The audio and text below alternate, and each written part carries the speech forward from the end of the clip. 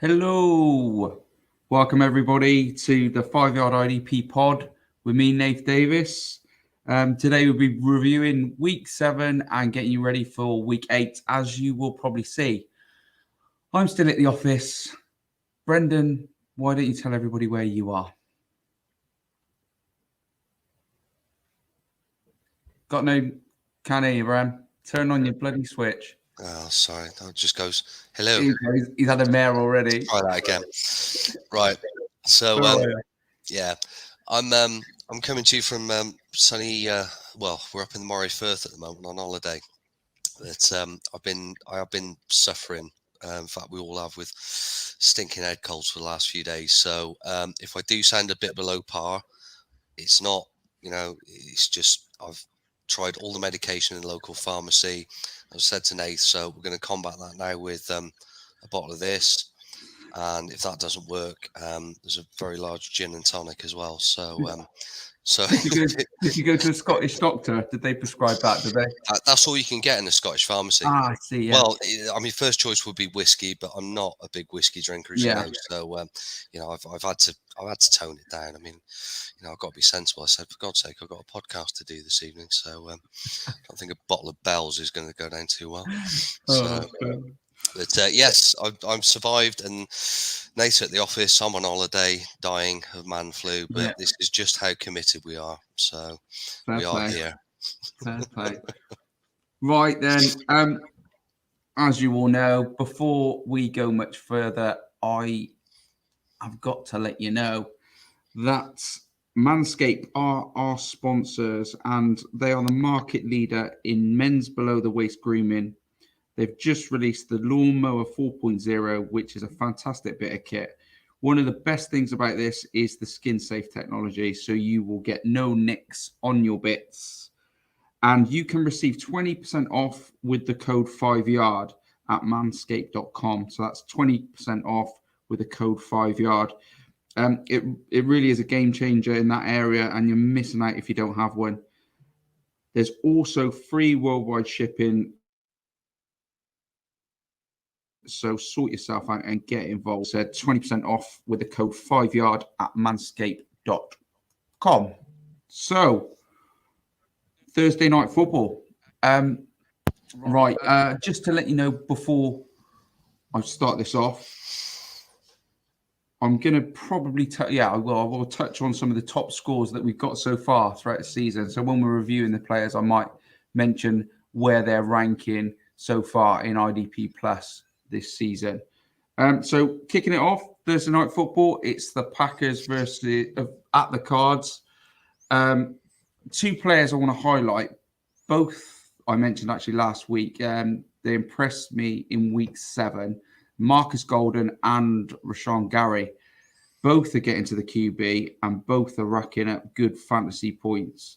They both got over 25 points in IDP Plus in Week 7, so they should be owned.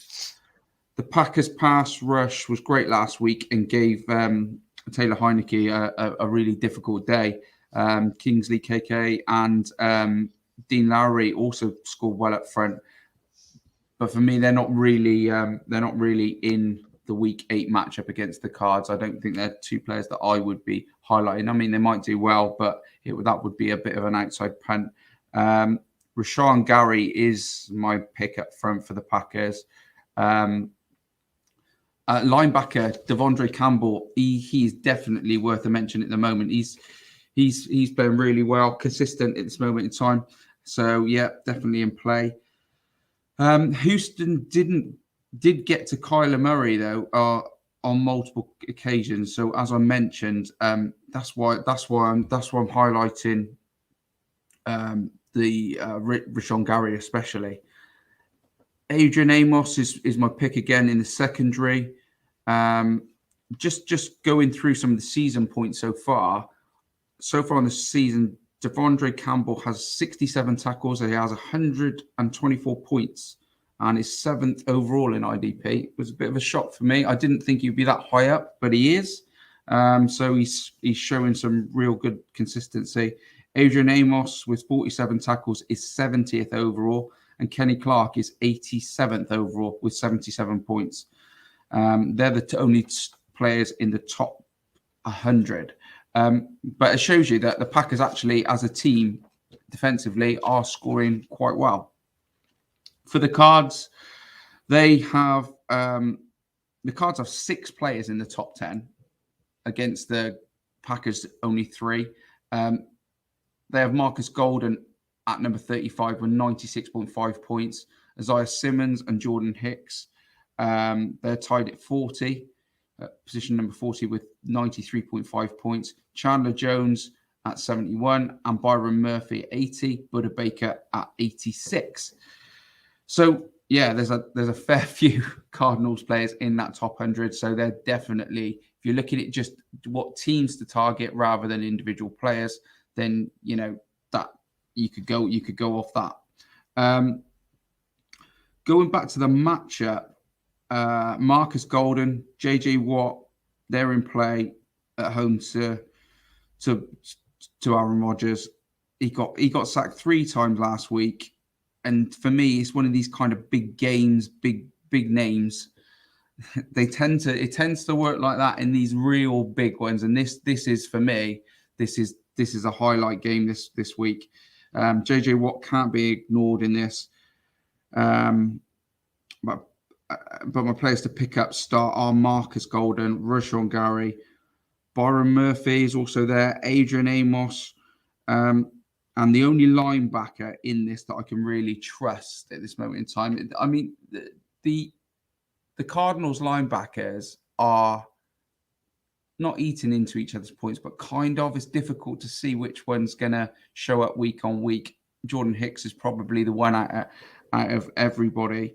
But Devondre Campbell is the one that I would play in this matchup between the two. He's the one that I would select from the Packers.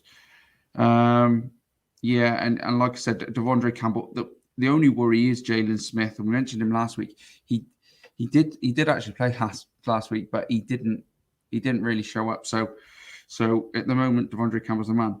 I've got the Cards to win. But it should be a cracker of a game. If you got to win that, and then Bren. Yeah, it's not a bad game to kick week 8 off with. I still think the Cards. You've touched on Amos. He was a player highlight for sort of Green Bay last week as being a potential sort of pickup if you can get him. I'd say the Cards just this week. They're both playing well. It's not a must-win game for both teams. It's still quite sort of early on, I suppose, all things considered. But I'm going to go with Arizona. They just don't seem to be missing a beat at the moment on either side of the ball. I'll take Arizona in this one. Cool. Right. I'm going to Bengals at the Jets. So, Bengals, huge week 8 win. 41-17 at the Ravens, puts them 5-2, takes them top of the AFC North.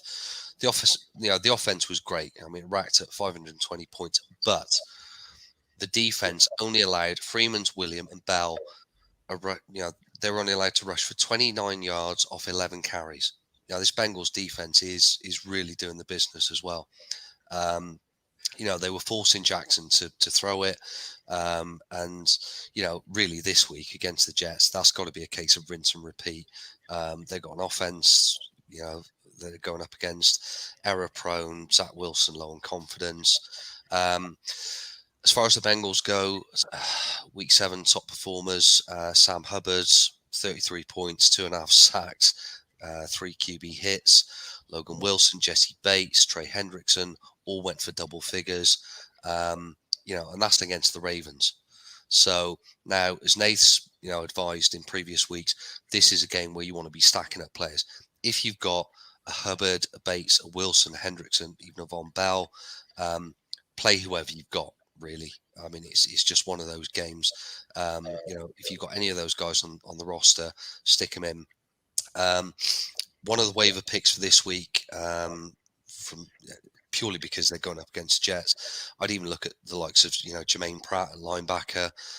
He had 22 points sort of week 1 versus the Vikings. He's been a little bit hit and miss, but again, if you are a bit short, he's had solid performances in weeks 4 and 5 against the Jags and the Packers. So he had a quiet game on Sunday, but again, he's one of those players. He's available, and you just look at the matchup. If you want to stick him in there against an awful Jets offense, then I think he could probably do okay. The Jets, can I make a case for the Jets this week? In terms of the game, no. Just no way. IDP wise, CJ Mosley's still likely to be out.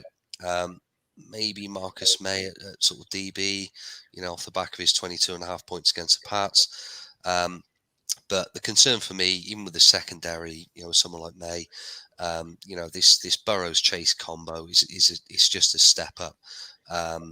Chase has just been so good after the catch. I mean, that touchdown he scored on Sunday, he turned 3 Ravens defenders inside out, went for 82 yards for the TD. I think, to be honest, if you've got solid alternatives to any Jets players on your bench, I'd really consider just swerving the Jets altogether. I suppose you could still play the Williams boys for the Jets if you're really short. But yeah, summary of this game, no pun intended, but the Jets just get mauled by the Bengals this week, I reckon. So I can't see it going any other way, frankly. I totally agree with you. Yeah, I mean, you have to be crazy to have a punt on the Jets against that Bengals team at the moment. Like you said, firing. Well, I think that's an understatement. I mean, I thought they were playing well, the Bengals, and I thought, yeah, they're a decent side, but I mean that kind of catapults them into a different stratosphere with that result. I mean, just to blow them out how they did, it was like. But to see the defense stepping up in recent weeks and playing the way it is, it's just they could be the real deal this season. Yeah. Defensively, there's and it's not just one or two. No. There's a few big players there that are really taking hold of. Well, I mean, in previous years they've been not average, but you look at some of those players that are starting to step up now. Sam Hubbard, Logan Wilson, who we know they've always been good players, but they got a chance here to become. They carry on like they are. Yeah, they're going to go down in. They're going to go down in Bengals history. Put it that way. They keep going like this. It's a small, it's quite short, history. Very small history. It is, yeah. Well, you got to put somebody in there, haven't you? Start somewhere. Yeah. Right. For me, where am I next? I'm at Titans at Indy. So talking about people sort of stepping up and getting. Let's take a second and let's respect Mr. Harold Landry. I mean, it seems like you said it last week. Every week we seem to be talking about him, and I'm going to again. He sits 3rd overall in IDP plus. So he sits at that top of that tree, and the way he's going at the moment, it's the fact that he adds so many sacks to his game. Not only is his tackle floor's not bad neither, and it's the sack count. So he's got 37 tackles so far in the season and 7.5 sacks. He's absolutely on fire, and he's going to be after Carson Wentz in this divisional matchup. He got to the QB 5 times when these two met in week 3. So yeah, watch out, Mr. Wentz, I would. Kevin Boyard, he sits number 30 overall on the current rankings, and he's also in good form in the secondary. Danico Autry, mentioned him, I think week 3, we picked him out as somebody to look at. He's one of these players that I think is benefiting probably from an all-round good defense with people like Jeffrey Simmons up front and, Harold Landry bringing the pressure. Autry's there, often maybe not the strongest covered lineman, and he may be a good pickup. And he had a monster week in week 7. He sacked Mahomes twice David Long, he's playing consistently at linebacker. He's got solid tackle numbers. He currently sits 48th overall on the season in IDP Plus, which is great to see. He's the linebacker 30 with Jaylon Brown still on IR. He's definitely a man to sort of start. You just got to watch it when Jaylon Brown does come off IR, because he was and probably will go back to being their main linebacker. In the secondary, I'm not really interested in anybody else bar Kevin Boyard at the moment. And that sort of covers off the Titans. Over to Indy. Xavier Rhodes, he's joined the 2021 party eventually. Not a massive fan of him, but there we go. In week 7, he had 4 tackles, 2 pass defended, and an interception. He got 17.5 points on the week. If he can keep himself fit, which that is the big question, he's a decent ad. But guess what? He is actually questionable again at the moment. So yeah, maybe not quite yet. See if he gets through this next week, and then maybe look at him. So let's talk about more consistent players in the secondary. Kari Willis, another big week from him. Another interception. He's on 89.5 points on the season. Absolutely staggering, really. And Kenny Moore, he's at 7 with 96.5 points.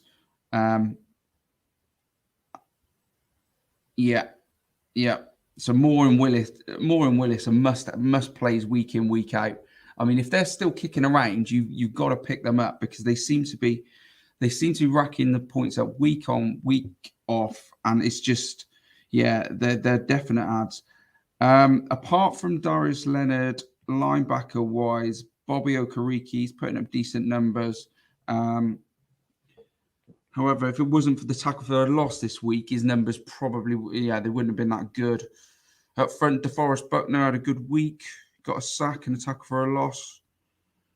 But apart from that, I fancy Indy to shock the Titans in this one. That's my sort of call of the week. I do fancy Indy. I think Titans are, I know they're rolling this wave at the moment, but I don't know. I just got a feeling the wheels are going to come off, and I've got a feeling it might be this one. Yeah, there is a case for him. I was last pod I'd mentioned sort of in previous weeks I wanted to see more from the likes of DeForest Buckner, and I do like this Colts defense, and they're starting to, I just get the feeling that the Titans are starting to look, after a shaky start, like the playoff team we saw last year. So I'm gonna split the difference on this one. I'm gonna say the Titans probably carry on. I still worry what happens when Big Derek doesn't get going. I still worry a little bit. I mean, I know people said, his points weren't that good this week, but they were earlier on. He still started reasonably well. And I know what you mean with that Colts defense starting to play well. If you're going to start to rely early in the game on one of the sack kings of the season, Tannehill, and that O-line, but I think the secondary's good. I think Willis, Moore, I think they're playing really well, and I just think, I don't know why. We'll see. Probably completely wrong. Get absolutely. I still prefer the Titans on offense, so just for that reason, and on the assumption that Henry just pounds it a bit. I'd say take a bit of the pressure off Tannehill, and I think the Titans go again. So, but we'll see. Right, moving over to Rams at Houston Texans. So the first game I just covered off. There's a bit of copy and paste here from the Bengals and the Jets, really. Especially with the Rams coming off the back of an important win, Stafford against his old team, and the Cards blowing out Houston quite comfortably. So we've got the Rams top performers, Jalen Ramsey, that secondary sort of 22 points, including a pick. I suppose we have to talk about the recent elephant in the room, Kenny Young. who had another good game, including a sack, but is now a Denver Bronco. Any thoughts on that? Because we discussed it briefly last night, and we were both a bit not sure about that, really. Yeah. Bit of a shocker. I mean, especially given what they got in return. You go, well, he's all right. He's not going to get the snap count necessarily, but he's had a decent season for him. Yeah, I think he's 26th overall points wise. Which, I mean, obviously the top 50 actually is littered with Rams players. Yeah, I think if the Rams were just concentrating on IDP plus, I don't think they would let him go. But yeah, no, I'm not a massive fan of him. And this is it, but it's still a strange one. I think it's and the timing as much as anything. You look at where they're sitting at the moment, and they're in contention for the division still. Okay, he's not going to be the first choice player necessarily, and like you said, you're not a massive fan of him, but a couple of injuries are desperate, aren't they? So from the Broncos' point of view, you do wonder how many pound notes they've sort of waved under his nose and gone, well, but the worry is that he goes to the Broncos and then just lands on IR, because that is what happens to every linebacker that seems to go there at the moment. But going back to the Rams, is going to be interesting to see who picks up that. He's been racking up the points, and there's points to be had there. So for me, I'm not a Troy Reader fan at all. He's not actually playing very well. Fair few missed tackles at the weekend. And I can't remember what PFF didn't grade him at all well. I think the rookie Earnest Jones is in for a shot here. And if he is, I mean, that's where maybe is a decent chance for somebody to pick up. You may pick him up, stash him, because if he is, and that's where the points are, you could end up with a bit of a golden nugget there. Well, to be fair, I mean, I had a look this afternoon. They're both out there on the waivers. So, both Reader and Jones. So if you want to go and, toss a coin and sort of, it's, they're both out there. Well, but have a look at the bids tomorrow. Anyway, so back to the game. We covered, Ramsey was sort of top of the tree against the Texans. I mean, it's, elsewhere for the Rams last week, Aaron Donald, Jordan Fuller, Taylor Rapp, Leonard Floyd, all had quiet weeks by their own sort of high standards.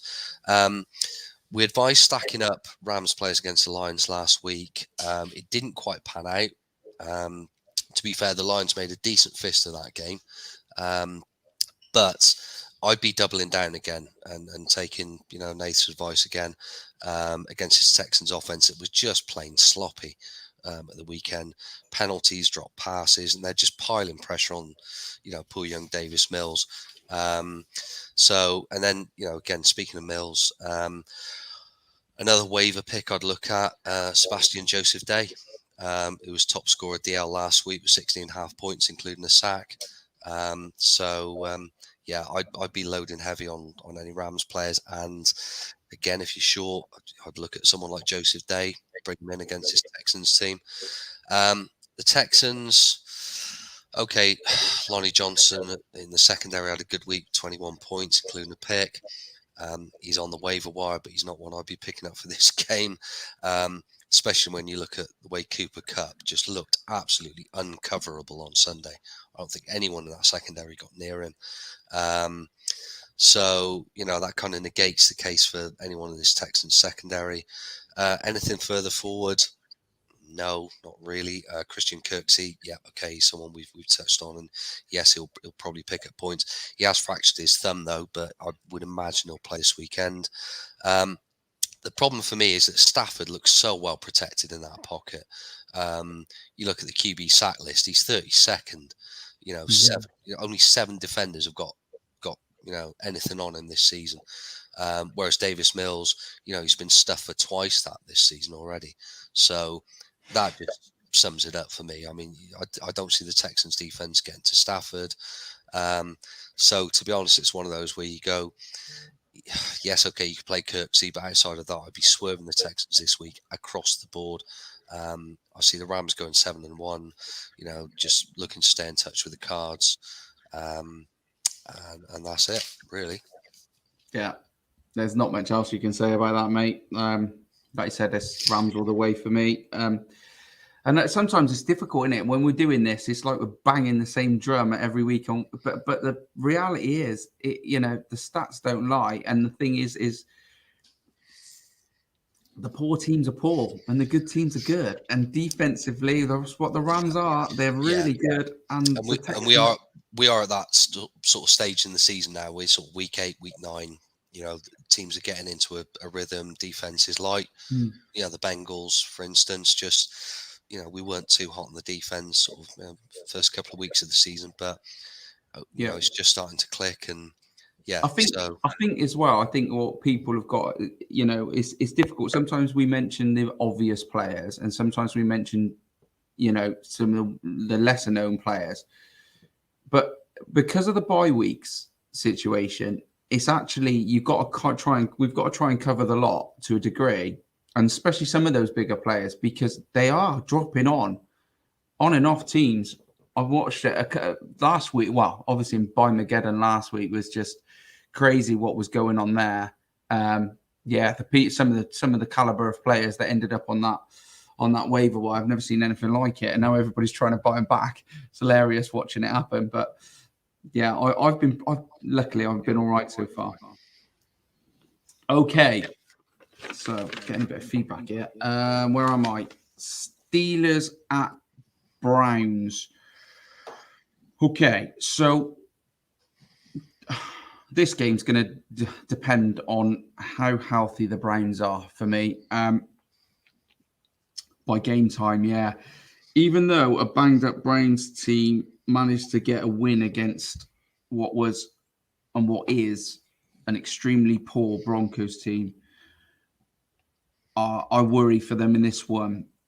The Steelers are coming off their bye week and off a good.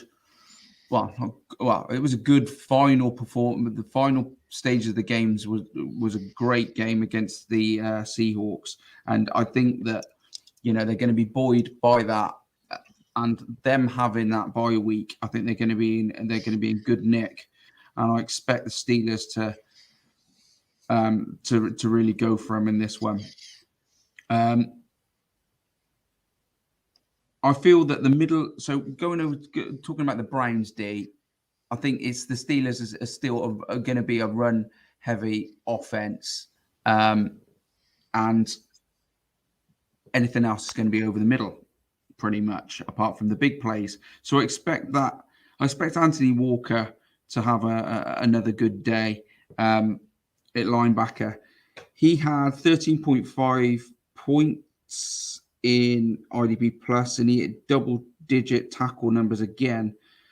He's a must-start for me in this one and moving forward. I'm picking up quite a few shares in him. John Johnson also scored. He scored well in week 6.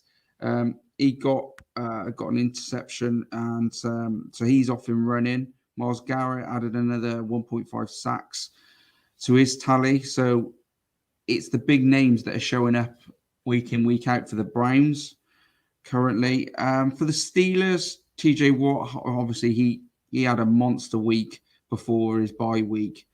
So did Alex Highsmith and Cam Hayward.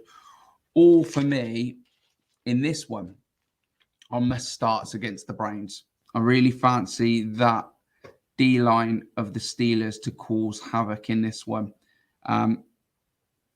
It's either going to be against an injured Baker Mayfield or Case Keenum at the center. In the secondary, Minka Fitzpatrick and Terrell Edmonds are in play as well for me this week. So if you're like me and you fancy this matchup, which I really do, and I fancy a stack, if you can't get TJ Watt and Minka Fitzpatrick, try Alex Highsmith and Terrell Edmonds. That's where I'm having a look at those this week. So that's it. Also, just to add, for me, it's nice to see Devin Bush back to some consistency in linebacker. I was impressed with his talent when he first came along, like a lot of people were. And then injuries have just plagued him, but it's nice to see him back, consistently scoring. And hopefully, I reckon he might be in the mix for in the linebacker one mix for next year. That kind of covers it off for me. I fancy the Steelers massively in this. Just too banged up, the brains. And yeah, I think they can get to whoever the QB is. I think they're going to get to him. Yeah, wouldn't disagree. Steelers just look, I mean, you take the sort of the banged up Browns out of the equation and Steelers look better on defense. Watt coming back a couple of weeks ago. Like I said, I think a week or two ago, I think his first game back, he didn't have a massive influence, but it's just having him there. It's just, the offense, the O-line worry about him, and that creates opportunities for sort of people around him. So, yeah, I think the Steelers will play this game angry. They'll want to go out there and really, just absolutely hammer Cleveland. It's one of those grudge games where they don't really like each other. Steelers know that they could. It wouldn't surprise me if Steelers went over 40 points on this one. I just think I think the Browns have. Yeah, they've got some problems at the moment. Injuries aside, Baker's when he's looked good, he's looked very good, but he's just looked too average in recent weeks. I'd go along with that. I'd say the Steelers take this one. Right. Right. One of the games of the weekend. The Eagles at the Lions. Okay. Trick play, anyone? Oh, God. Well, yeah. Dan Campbell threw a few things in there, didn't he? But that was the highlight for me. They pulled them off. Right, let's go with the Eagles first.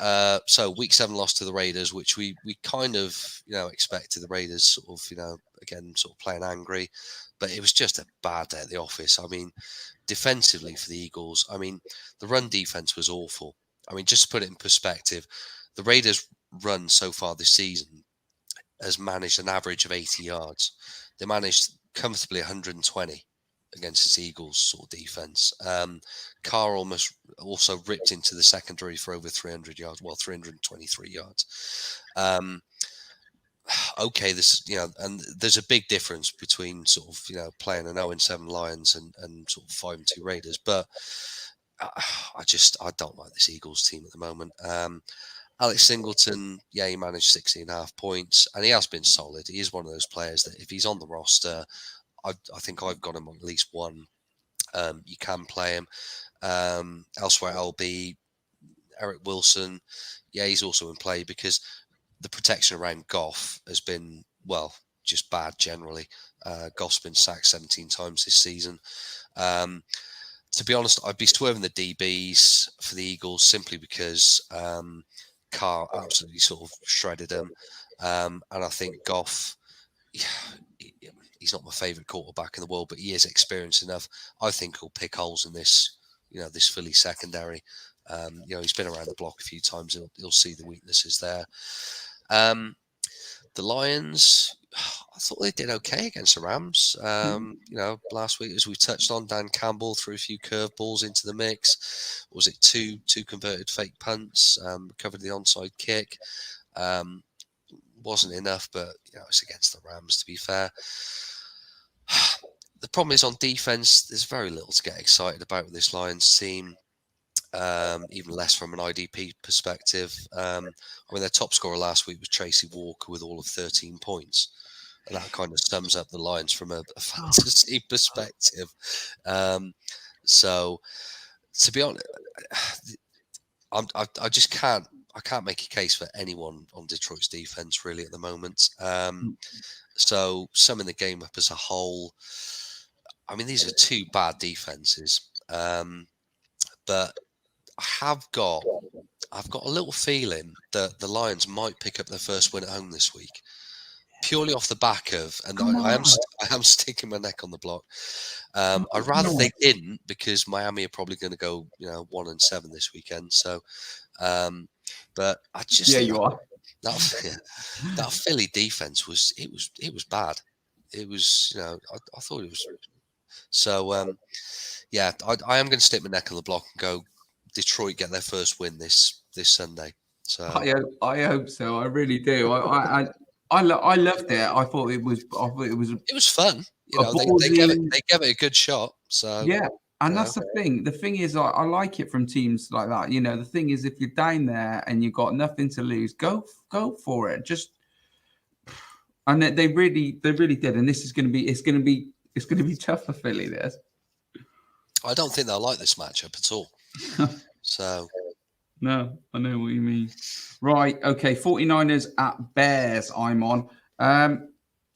Fred Warner is having himself a very good, very consistent season, quietly going about his business in a very average 49ers team, which is turning out to be. He had a great week in week 7. He scored 23.50 points, which included 9 tackles, tackle for a loss, and a fumble recovery. But the guy I want to talk to you about and to look at is Aziz Al-Shahid, Sahir. Week 1, week 3, week 4, and week 7, he's posted over 12 points in every one of those weeks. So the consistency in playing him is definitely in. So it's 4 good weeks out of 6 because they had a bye, remember. Unfortunately, at the moment, just to keep an eye, if you were going to pick him up, he is on this concussion protocol at this moment. So just monitor that. But as soon as he clears that, he'll be back in.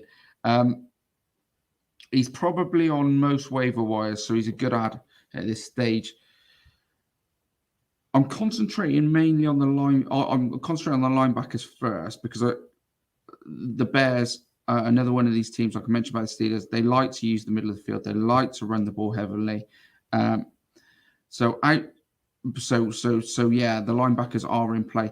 Outside of the linebackers, I'm starting to really like Emmanuel Mosley, and in this game as well.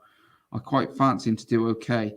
He missed the first 2 games of the season, but he scored really well since, especially on the pass defended count. He's right at the top of the tree.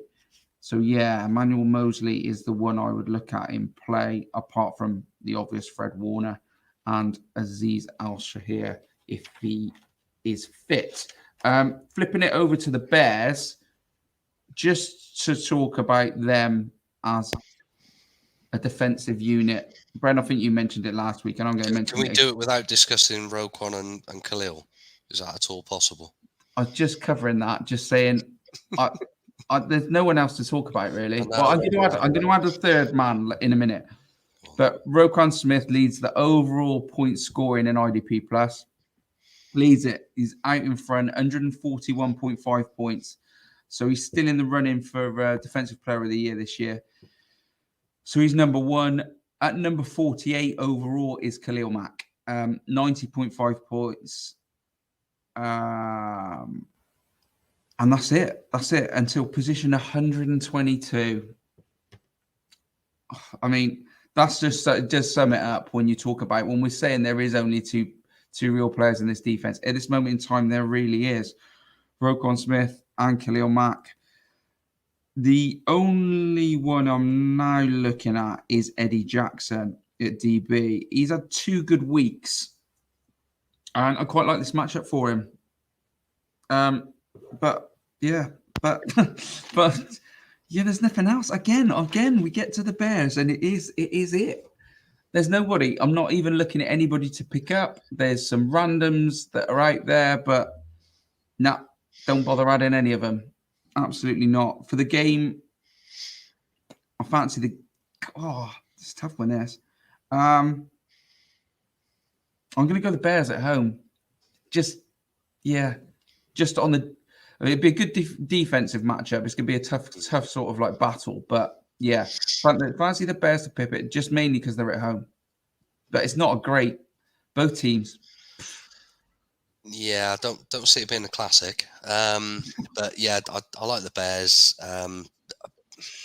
Arguably the better defense, even if it is only two players. Two But very good ones, though. better ground game for me at the moment. Consistent, not doing anything, overly explosive, but they do get it down. They they drive it forwards, and that should open up sort of options for Fields, I think. So yeah, I'd go with the Bears. Yeah, the linebackers. Just the note on that: teams that are playing against the Bears, the linebackers are scoring consistently quite well. It's just that tackle count going through the middle. There's people like obviously Khalil Herbert's playing. He's filling in at the moment for David Montgomery. So yeah, go on then. Who are you on now?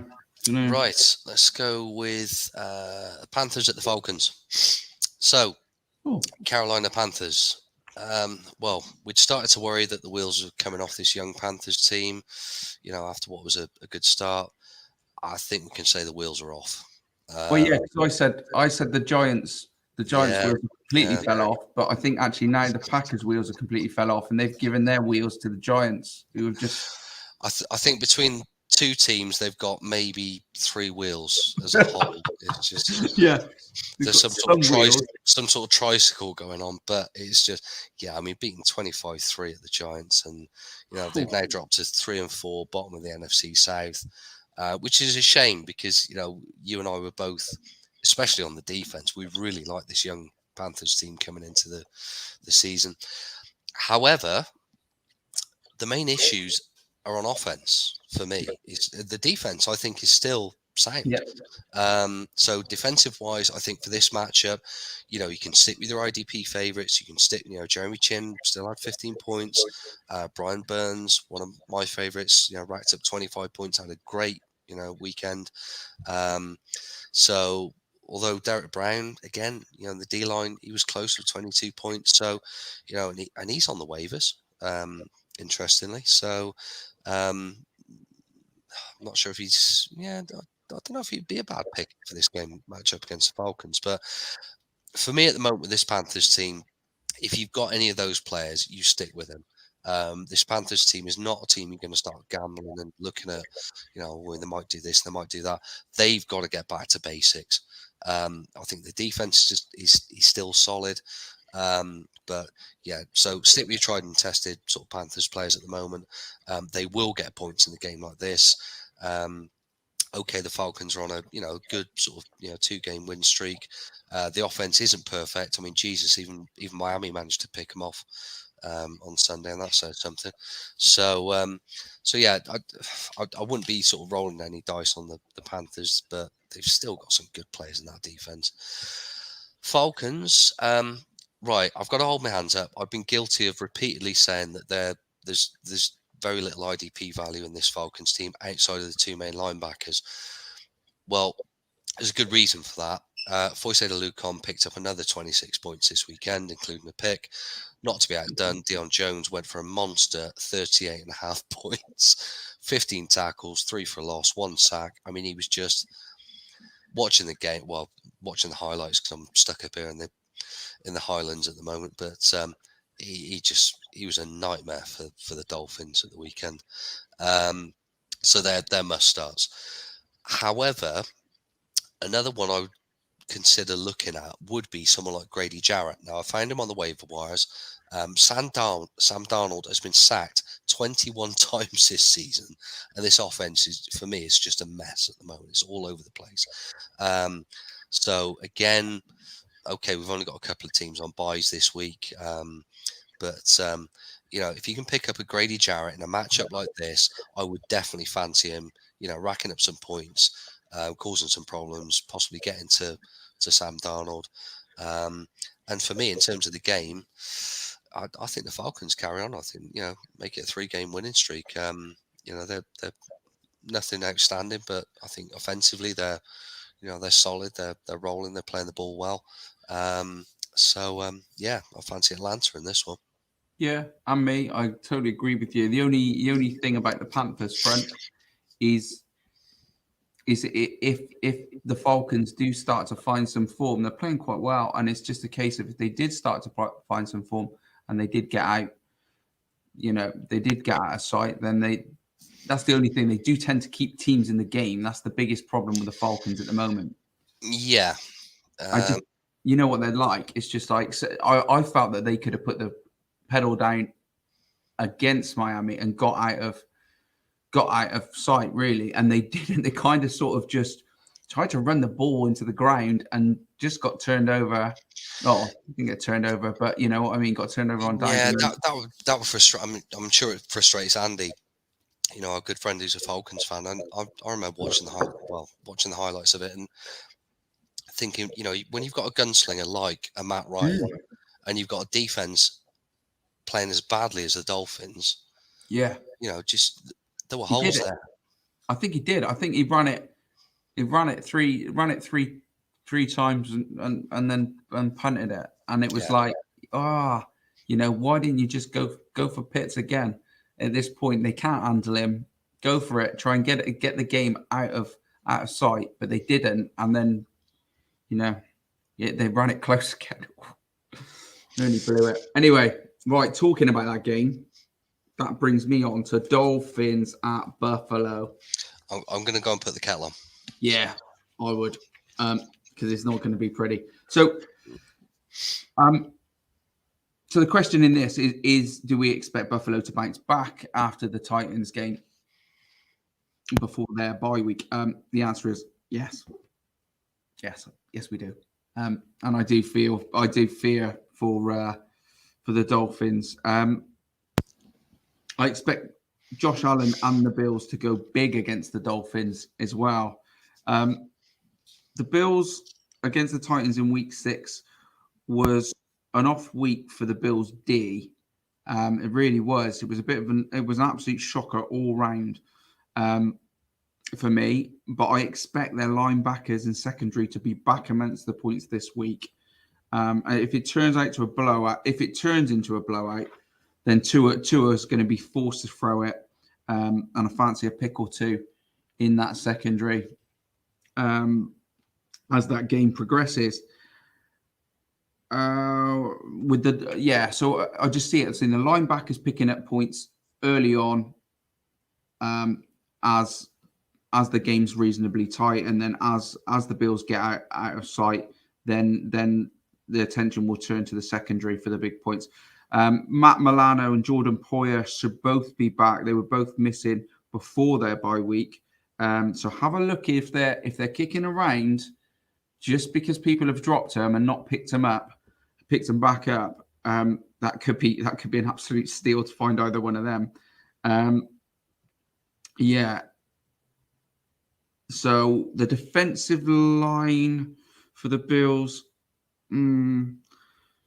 swerve that. Swerve the defensive line at the moment. We're getting not a lot of consistency up front from point scorers, where it's lying, Greg Rousseau, or whether it's going to be any of the other front. There's nobody really that's standing out. So, I would swerve that Bills D-line at the moment. I'd be looking at their linebackers and their secondary in this one. Going over to the Dolphins, week 7, obviously had the game, as we mentioned, going to the wire, and they lost on the last kick again. They're desperate to get back on track. They're not. I just can't see them doing it against the Bills. It's interesting, though, looking at their points on the season, defensively, last year, Jerome Baker, as we know, was up there, and then it was dominated by their secondary. This year so far, Christian Wilkins is their top point scorer in IDP Plus with 81 points. He's closely followed by Jerome Baker with 80.5 points. But that's it for their top scorers. Then it really drops off. Now, obviously, there's been injuries and mucking around with the secondary. But the secondary, for me, if it starts to sort of settle, there will be points to be had there. They won't. I don't think they're going to go through the season quietly, those players. And in this game, I think the secondary, the Dolphins secondary, most secondaries are in play when Josh Allen's on the field, just on tackle count, because he will air it out and he will be play after play, hitting people like Diggs. So I would look, it's the obvious, Xavier Howard, Brandon Jones, or Jevon Holland, the rookie. Still, he's one that I'm still mad on, and I'm still expecting him to finish the season reasonably strongly and do well. But yeah, so the Dolphins secondary and the Bills secondary and linebackers for me are where the points are going to be in this game. But as for the game, yeah, Bills win. Can't. Can you? You just can't. No. I mean, you look at the Bills' last game and you go, yeah, well, you get a freak game every season. And I'm sort of hoping that maybe this is a freak one for Miami, but it just ain't going to happen. Because, and what's frustrating at the moment is you're watching this defense that was so good last year, and now we're surrounded by all the talk of Deshaun Watson and all the trade rumors going around. And yet, to be fair, I'm looking at Turin, he's coming off the back of 2 really good games. 4 touchdowns at the weekend. Again, they've been 2 tight games that could have gone either way. He's playing well. The offense is actually playing well. Yet the defense just seems to have. Yeah. It's just so. But yeah, I think there are positives there. Jevon Holland had a good game in London. I think he was a top scorer for us in IDP. But I mean, the Bills are going to want to bounce back and just like you say, put their foot on the gas again and just crack on with this season. Doesn't help us at Buffalo neither. No, we never do well there. So no, it's just I think we roll over on this one. Well, don't roll over, Jesus, but get to the bye week, have a nap. Yeah, have a long, hard think about what we're going to do come Thanksgiving. that's kind of us, and look forward to Christmas. Really, that's it. That's a Miami fan for you. Right. Where are you? No more Dolphins talk. Right. Let's go. Well, let's keep it in the division. Patriots at the Chargers. It's a tough one to call this for me. So, the Pats demolished the Jets 54-13. I think, frankly, the Pats defense had a fairly lazy sort of feet up type of Sunday against the Jets. Judon, one of our favourites, had a very quiet day, but you can't bench him after the season he's had. You've got to play him. He still caused havoc. I watched it. He's this like he's still, and I think because everyone's so worried, a bit like we touched on with TJ Watt. You've got a player who's been that consistent, that good all season.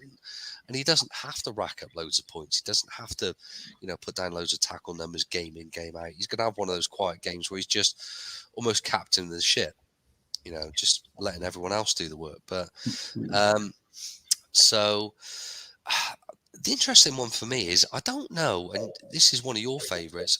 I don't know how I'm still finding Carl Duggar on the waiver wires. Mate, he's dreamy. I love Carl Duggar. I absolutely love him. I mean, he's your new CJ Mosley, but he's picked up 20. Well, he picked up 20 points on Sunday. Okay, it's against the Jets. However, he racked up 21 points the week before against Dallas. That is not a mediocre defense. So he can do it against quality QBs. He can do it against the Jets. And I think, he could probably do the same thing against Justin Herbert on Sunday. So he's got to be worth picking up. JC Jackson in the secondary, I think he's having quite a good season quietly. Doesn't get, a lot of plaudits. So the value for me has to be in this Pats, certainly, obviously, Matt Judon, but you're not going to find him for free. I'm looking at the Patriots secondary in this game. And, if you can get a JC Jackson, then, fine. Chargers coming off a bye week following that, what was a very damaging sort of 34-6 loss to the Ravens in week 6. I just don't like anything about this Chargers defense. Not from an IDP perspective. I mean, even Joey Bosa, he's only had 1 20-plus week all season. So And they've also got some injuries. Drew Tranquil, Kenneth Murray, Nasser Adderley. They're all on IR or very unlikely to start this weekend. To be honest, I'm struggling to make a case for the Chargers. I really am. So if I had to, I think maybe the Chargers win because they have got a better offense.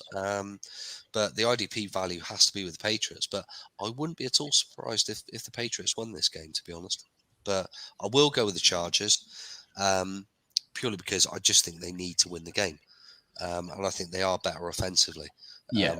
They've got a better ground game and they've got Justin Herbert. So, but I think the Pats are, they're definitely better from a fantasy perspective.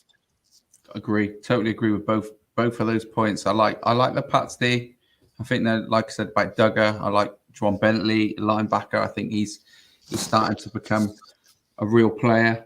And with Judon up front, that whole three, I think it's a decent spine scoring wise, IDP wise. But I'm with you. I think the Chargers will win it. I think they'll win it. I think they're too good offensively, and people like Eckler just. Yeah, this is the kind of player that I know. Damian Harris had a bit of a game at the weekend against the Jets, but I think the Pats could do with an Eckler, or they still need a star offensive weapon for me, standout player to really start to make a difference. So where am I? I am at. Oh God, I've got a beauty on my hands here. The Washington football team at the Broncos. Jesus wept. Fucking hell. It's our game of the week, ladies and gents. Here we go. Time football. I don't know what the hell is going on at the Broncos. They've got a really good defense, and it's just a roster. The roster's good.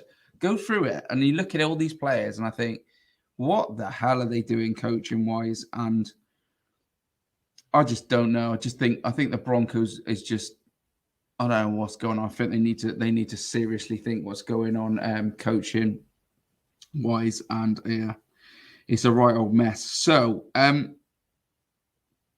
it was an embarrassing display against the Browns in week 7. They lost to, it's crazy when you think about it. They lost to a team that is a run-heavy team, missing their both starting running backs and also their QB. They lost their starting QB and they beat them. You've got to expect changes in the Broncos team. And with that in mind, it may not be any time to really start thinking about any of the Broncos players. Defensively, if you have to, I don't know why you would have to. Why? Who's forcing you to take Broncos players? It's not very nice to do that to anybody. A gun to the head moment, that is. But if you are, you've got to look at people like Ronald Darby, Shelby Harris. Harris got himself a sack, tackle for a loss. He got 18.5 points in week 7.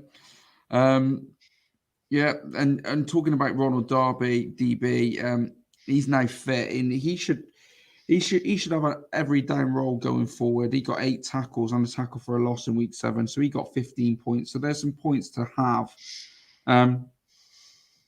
But the team is going to be, I don't know what they're going to do. So they could change anything, to be fair, at this stage, because nothing's really working.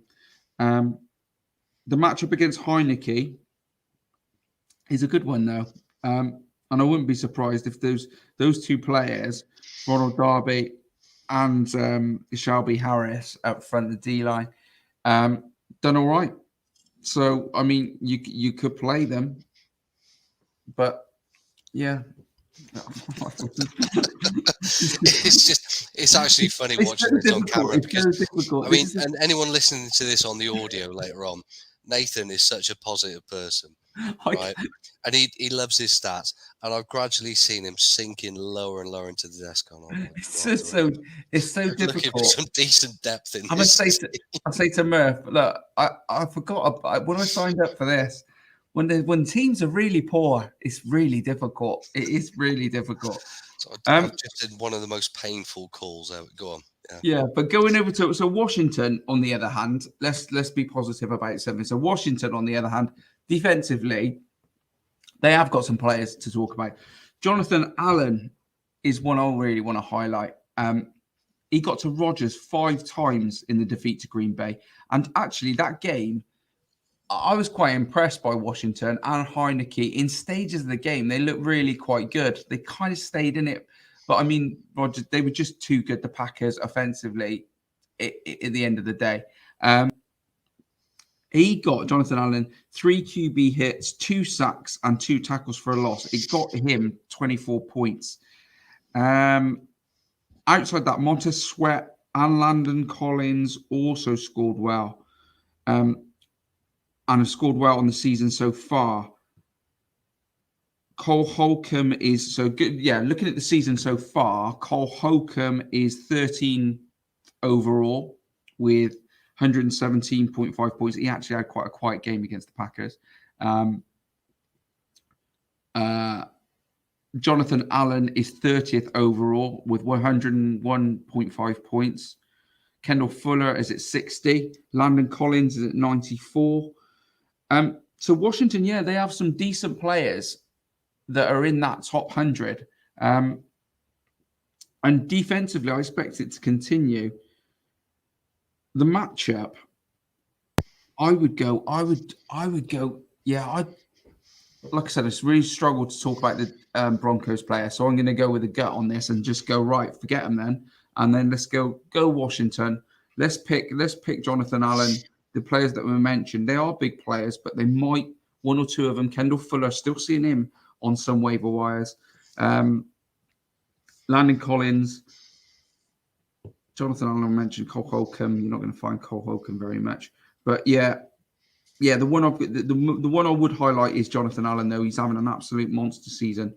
And I expect him to do well in week 8.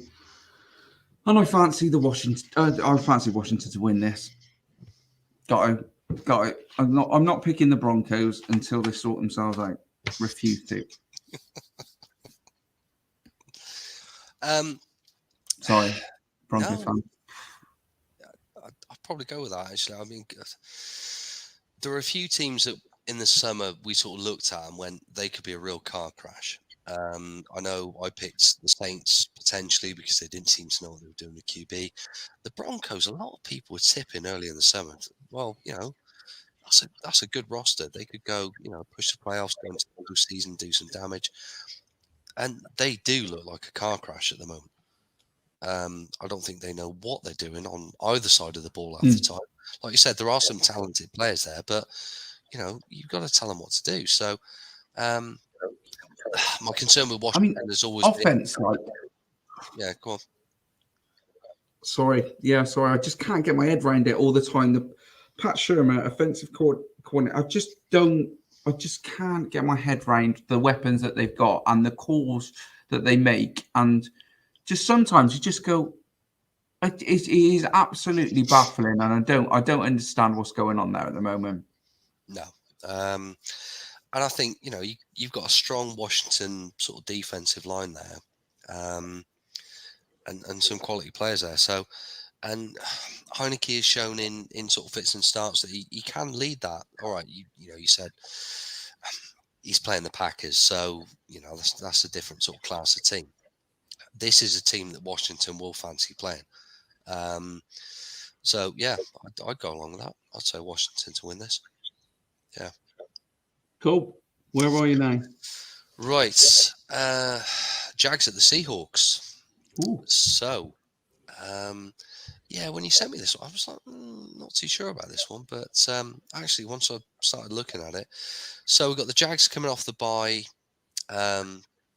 following their first win in London. Thank you for that. And okay, the defense is a bit banged up at the moment, although Miles Jack should be back for the weekend. Having seen the defense live the other week, and then having to watch it the following day when I was sober, it's still sort of fairly average. And a better offense, in my opinion, better offense in Miami would have been potentially out of sight by half time. But luckily for the Jags, they're playing a 2-5 Seahawks team with Geno Smith under center. Now, to be fair, I only got a chance to watch the highlights of the Monday night game. So, but I think this is a good matchup for the Jags. I've been looking at Josh Allen, someone we mentioned before this season. Also at LB, I've been looking at sort of Damian Wilson. He looked good in London against the Dolphins. Picked up a season best of 16.5 points. And I wouldn't rule out the Jags secondary either. Against the Seattle offense, both you got Andrew Wingard, Rashawn Jenkins, both played well in Week 6 in London. But if you look at the stats for me, Andrew Wingard's been the most consistent this season in terms of sort of IDP point scorers. Seattle at the moment, again, I don't want to rag on Seattle because I think listeners might feel I've got a bit of a downer on the Seahawks, but they're just all over the shop for me. I think only Poona Ford and Jordan Brooks made double figures in IDP last week, and considering that was, at times, I was looking at the highlights going, Jameis Winston he looked like he was running around making up plays on the fly. I'm not even sure New Orleans really knew what was going on. And I think a better drilled defense would have punished Winston for that. We've talked about it before. He throws off the back foot, halfway through a tackle, sitting down facing the wrong way. So, to be honest, would I be starting Jamal Adams, Bobby Wagner, Jordan Brooks, players like that this week? Yes, of course you would, because, it's still a 1-5 Jags team. It's still a rookie QB, and it's still being played in Seattle. But outside of that, I wouldn't be touching them, really. And to be honest, I've got a sneaky feeling the Jags might nick their first road win. So, that's a shame, mate. That's a shame. It is. I mean, Seattle just didn't. I don't know. I mean, it's different watching the highlights like I did this morning, being stuck on holiday, to watching the full game. So now I read a report this morning that said the Seattle defense played fairly well, and Jordan Brooks, and there were some key plays and all the rest of it. But I don't know. They're 2-5. They're well out of it in the NFC West. And I just think that there's some real problems there. Yeah. So, agree. I totally agree. And I think, like you said, Lawrence played particularly well the last few weeks. And I think that's, if he can really start to click, if that offense can start to click, that's where the game will be won. Because I've got a feeling that they'll be all right containing Seattle. Well, so they'll be all right. They've got to stay in touch. If they do stay in touch, I think they could win it. I do think they could win it. Yeah, I mean, if we were talking about Russell Wilson starting under center, it'd be a different, different conversation altogether. But Geno, no, totally agree. So where am I? Let me just double check. I am where I think I am. Yes. So going on, you mentioned Winston. He's got Tampa. Jesus. Yeah. So if he plays like that against them, I think he's in for a rough day. But anyway, let's go. I'm going to start actually with the Saints because that game, Demario Davis had an absolute monster performance, a huge one. He got 2 sacks, 4 tackles for a loss, and 10 tackles. He got 45.50 points, and he sits number 4 overall this season, which is because of his age as well. I mean, he's still doing the business. And talking of people at age, we mentioned about this at start of the season about the Saints being the aging defense that they are, but they're still doing the job. Malcolm Jenkins, he's doing the same. He got a sack, another sack. He's 56th overall on the year, and he's on 87 points. Just to clarify, he's 56th, not 56. Yeah, he might be. He might be 56. This is it. Well, in 10 years' time, we're still going to be saying Malcolm Jenkins is still in the top 10. He's crazy. But yeah, he got a sack. So 56 overall with 87 points. Cam Jordan and Paulson Adebo, who I mentioned the other week, he also scored well this week.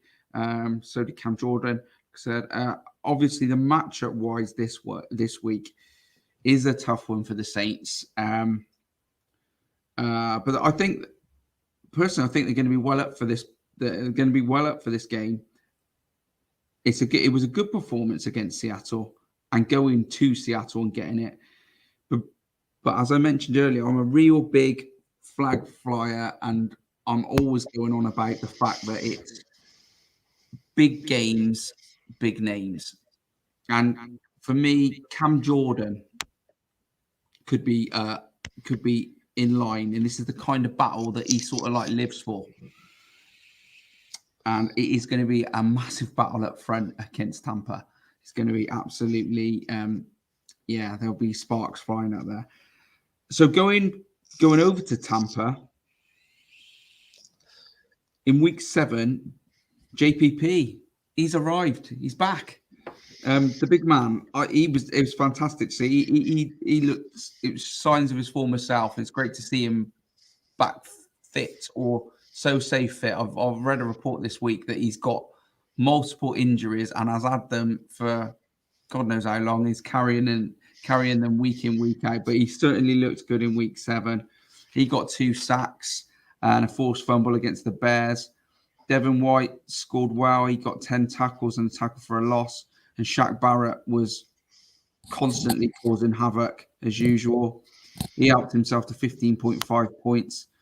Maldine, who Brendan mentioned last week, he scored well. And you'd be pretty happy if you picked him up. Antoine Winfield Jr., he returned from injury. He got a sack and a forced fumble. But these are all obviously against the Bears, and it was a right old mess, to be honest. They were causing absolute havoc, the Tampa D. Talking about them on the season, Shaq Barrett is at 18 on the season. Devin White is at 54. So, he's got a way to go to get all the way up to that top spot. And I don't think he's going to get anywhere near it. But pretty much the rest of the players, apart from Devin White, Shaq Barrett, have been a bit hit and miss points-wise. 1 week good, 1 week not so good. But for this one, I fancy both D-lines. I do fancy both D-lines in this. I think it'll be a battle for both teams up front. And I'll go, obviously, you're not going to be available, but Shaq Barrett is one I expect to score really well. And I fancy Cam Jordan, who might be available on waiver wires for New Orleans. And they're my players to watch. Tampa to win, but I think it'll be a hard affair, and it'll be the fireworks. But it'll be just the fact that Jameis Winston is the QB for the Saints, so I just think that they're going to get to him. Tampa, they're going to cause some havoc. Yeah, I think Tampa's secondary be sniffing around. As I've touched on before, I love the Tampa defense, but they are frustrating from a fantasy perspective because you predict, you bench JPP 1 week and he'll go for nearly 20 points, and so I think they're a great team defense, but they don't always reward you in fantasy, as I've found. I think Shaq Barrett is one I've stuck with consistently. But I think Tampa in this because Jameis Winston in again, I've only seen the highlights, but he worries me under centre. He just seems to run around like like he doesn't really know what's going on half the time. Yeah. But and when it comes off, it looks great. But he does throw at some very strange positions. So yeah, I think that Tampa secondary might be sniffing around there. But right. Where are you? I'm going to my game of the week, and we're talking about sort of big players, big games. And this game of the week, for me, the Cowboys at the Vikings, I think is. I think this could be absolutely great. You're calling this, and this is making me review my idea. I've got a bit of a. This is a sideline. This is not a defensive thing. This is. I'm looking at I'm playing the waiver wire on quarterbacks on the waiver wire at the moment. I'm, as you know, in our home league, and I don't know whether to try to pick up Kirk or not. I'm going against it, but it could be a shootout, like you said. Go on, crack on, Brad. So, as I say, game of the week from a fan's perspective for me. So both coming off week 7 buys, both teams going to be fresh. Cowboys, 5-1, top of the NFC East. Vikings 3-3, as we've discussed, probably unlucky, really unlucky not to be really breathing down Green Bay's neck in their division. You got 2 QBs playing well. You've got 2 good ground games. They've both got teams that can, they've got starting RB. They can both be backed up by a decent, second RB or fullback. So it's, and obviously the Vikings have had, Cook back now. So, and his week 6 numbers show just what a massive loss he's been. But I am going to pike out a little bit on this one because for me, I don't think it's a game where I'm going to be rolling any sort of, IDP dice. I'm not going to be looking for anything out of the ordinary. So you start Trevon Diggs, you start Micah Parsons for Dallas, you start Kendricks, you start Daniel Hunter, you start Harrison Smith for the Vikings. But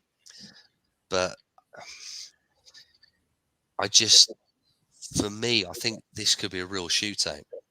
And I'm not sure I'm not going to delve into the waiver wires on this. I'm not going to sort of go out on a limb and say, yep, he could have a good game because I think it's going to be all about, you touched on it, those big name players. This is a big sort of primetime game. And I've gone back and forth over this. I mean, part of me sort of really, I think the Vikings could win it, and the only reason I am, and apologies, I am coming down on the side of Dallas, if I can find a case, is they've got the number 1 cornerback in the league at the moment in Diggs. Yeah. And I just think that it sounds stupid to say that one player could be the difference in this game. But it could be. But he really could.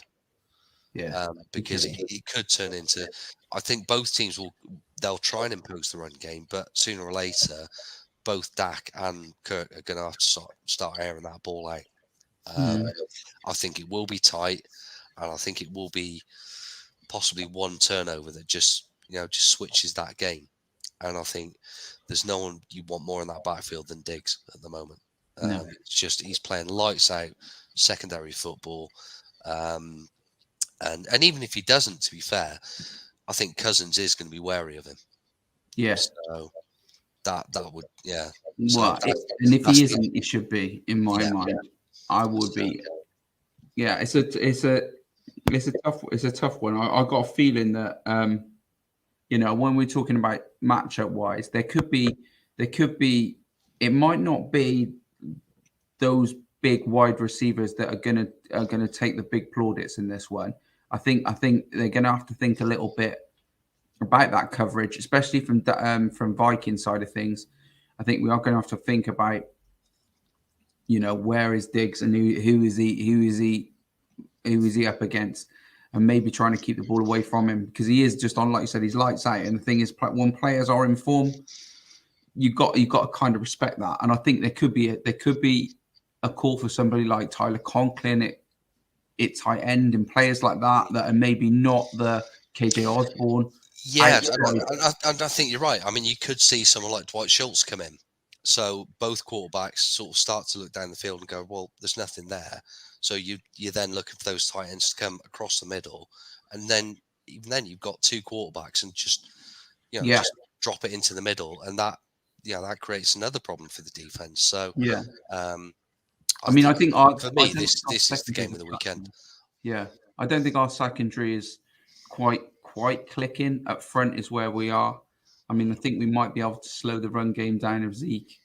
But yeah, it's a real tough one to call, and the fact that we're at home, the Vikings are at home, makes it even harder to call for me. Like we said, then in our eyes, they're not a 3-3 team. No, it's. I mean, I looked at the power rankings earlier, and you look at some of the teams above them. Cleveland, and you go, no, I'd back the Vikings over them. Yeah, I think both teams have actually performed quite well this year. Well, obviously Dallas, we know that when they get going, they can be absolutely destructive, and that's the worry for me is that I don't know. It's tough because we've had the bye week as well, so it's going to mean a lot to the Vikings because we're just that kind of team that we're always carrying multiple injuries. Don't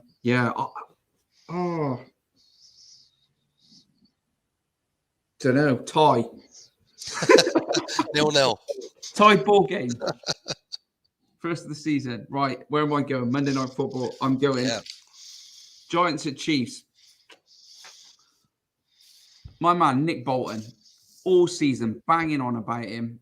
And before the season, I had people asked me what rookie linebacker that I liked. And because of the fantasy perspective, I knew that Nick Bolton was a tackling machine. People said about, Parsons, Jock, all these players. And you go, yeah, but they're multi-talented kind of, again, people don't like the word, but that Swiss Army knife kind of idea, they can do lots of different things.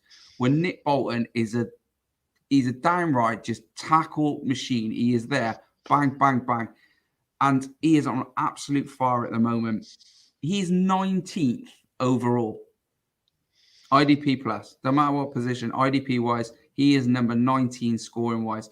So for me, he is defensive rookie of the year, nailed on at this moment in time by an absolute country mile. Probably won't get it because he's not flashy enough, or or he's playing in a team where defensively, again, absolutely ripped apart at the moment.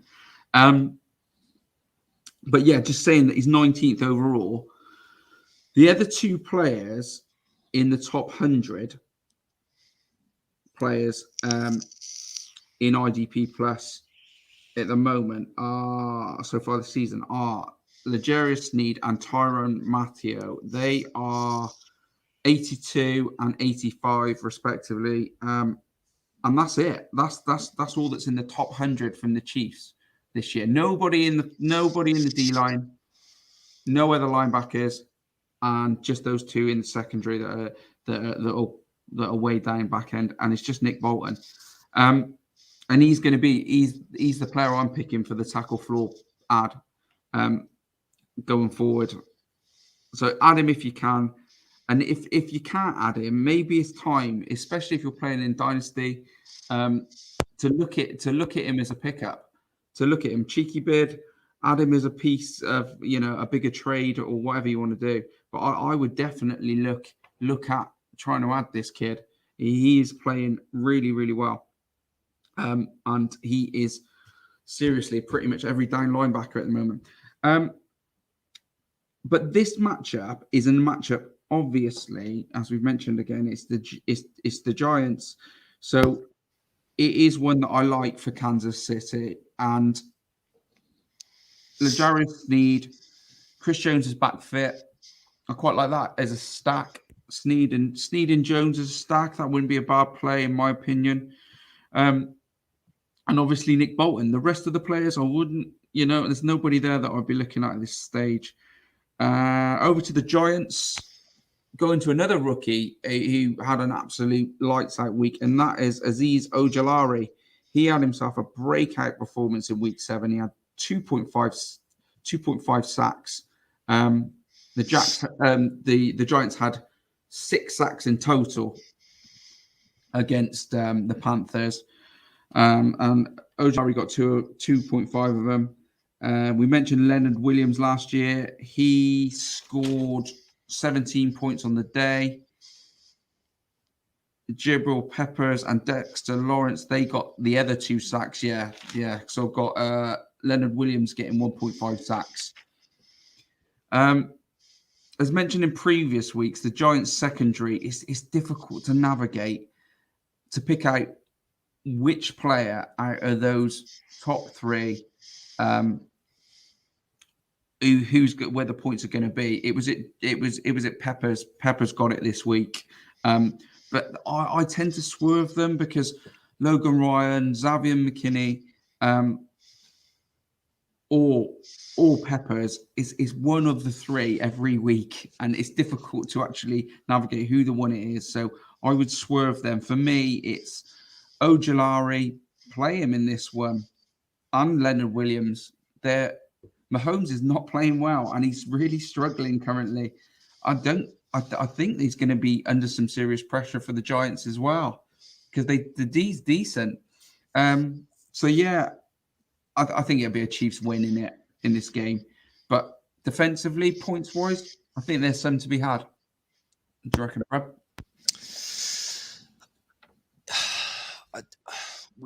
We seem to talk about it.